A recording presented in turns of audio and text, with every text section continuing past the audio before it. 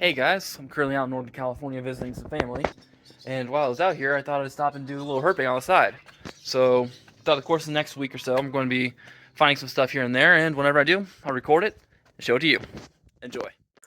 On our first full day in California, we started off by walking next to this river mouth as the tide was coming in.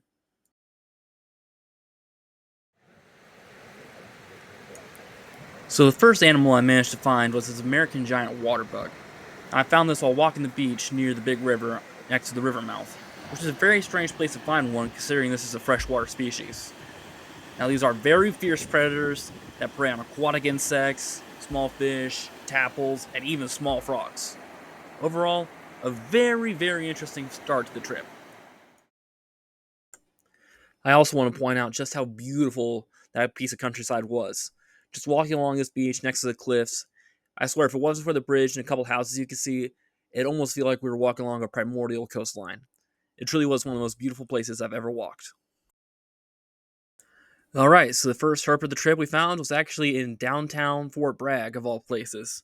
And this was obviously a western fence lizard that was just scurrying around in the parking lot out there. Now, just looking at it, you can obviously tell why a lot of the locals out there refer to these guys as bluebellies. But throughout the course of the trip, I saw a ton of these guys all over the place, just scurrying around everywhere.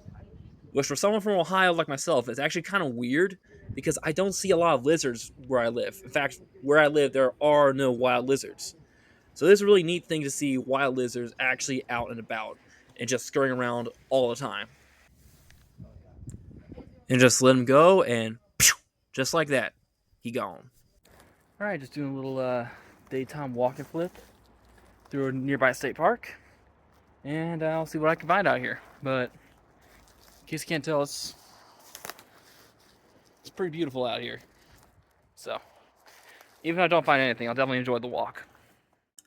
So I got to walk along the coastline in several different state parks in the area of California I was at. And I just want to show off some of the scenery, which was just a spectacular view. You have a little bit of coastal prairie that leads up into the redwood forest on the hillsides on one side. Then on the other side is just the deep blue of the Pacific Ocean. All right, first catch of the day, coastal garter snake. Literally right off the cliff heads, right off the trail. So, yeah, pretty good, cool find, all things considered. First, first California snake. Yeah, so pretty neat little patterning. Has a little bit of like orange spots on the other side of his belly. You can see that. Don't know if you can, but hopefully get some more close-ups on him. If he'll hold still for me, and yeah, I'll do some more talking about him in voiceover.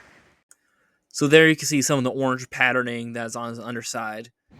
And as you can also see, he would not hold still for me, so I couldn't really get any close-ups. So after messing with him a little bit, just let him go off into the scrub along the coast. Also, here's a really cool picture of a gull I took. Just thought I'd show it to you. And we ended the day in downtown Fort Bragg, stopping by this really cool place called the Noyo Center for Marine Science that, although not being a really big building, had a lot of cool stuff in it, including a lot of different skulls and fully articulated skeletons, including that of a sea otter and obviously an adult killer whale. I mean, how often do you see that? And also, it was only $5 to get in. So if you're ever in downtown Fort Bragg, I highly recommend stopping by there.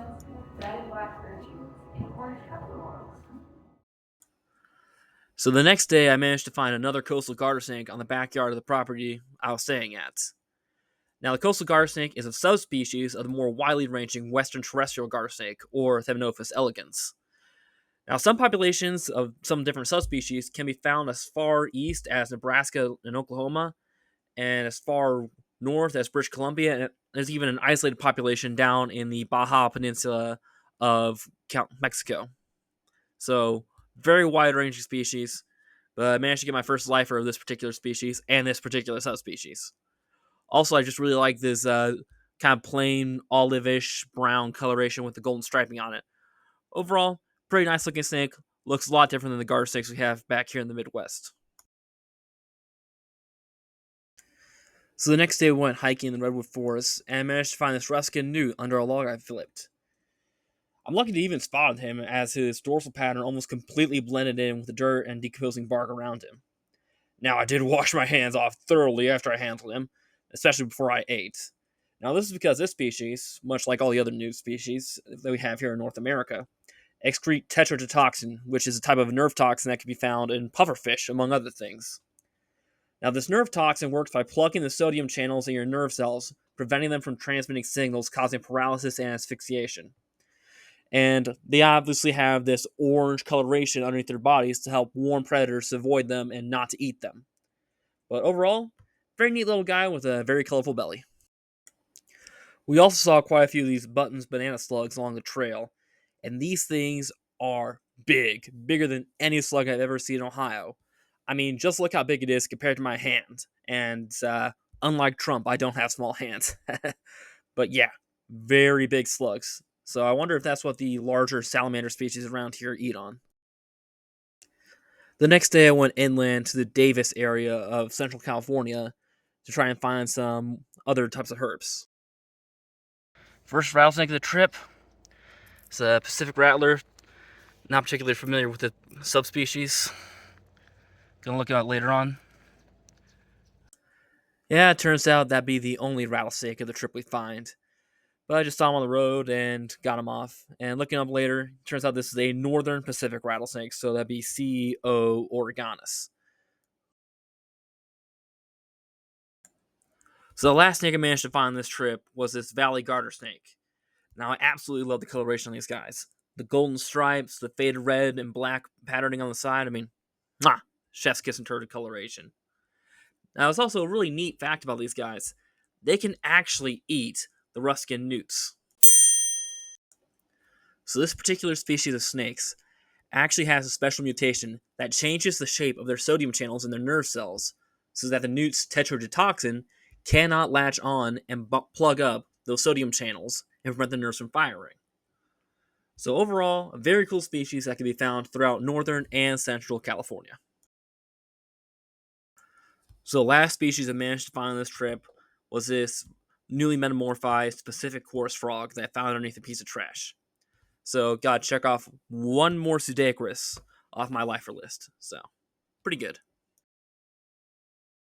Overall, pretty fun trip. Didn't see quite as much as I was hoping to see, but hey, with views like that, who can complain? So, until next time.